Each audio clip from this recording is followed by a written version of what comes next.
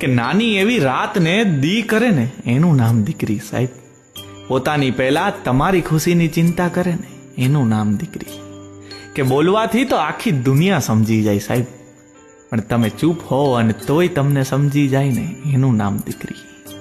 કે ઘૂઘરીનો ઘમકાર અને ઝાંઝરનો ઝણકાર એ તો જે ભાગ્યશાળી હોય ને એના નસીબમાં જ હોય. જો તમે દીકરાને ચંદન કહેતા હોવ ને તો હું દીકરીને કસ્તુરી કહું છું.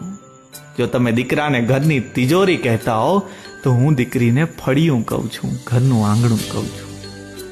કેમ કે દીકરી વગરના ઘરમાં અવાજ હોઈ શકે, કલરવ ના હોઈ શકે, ને દીકરી વગરના ભવમાં જીવન તો હોઈ શકે પણ ઈશ્વર ના હોઈ શકે. અને એટલે જ કે દીકરી એટલે ઈશ્વરના આશીર્વાદ નહીં, આશીર્વાદમાં મળેલ ઈશ્વર એટલે દીકરી. આશીર્વાદમાં મળેલ ઈશ્વર એટલે દીકરી.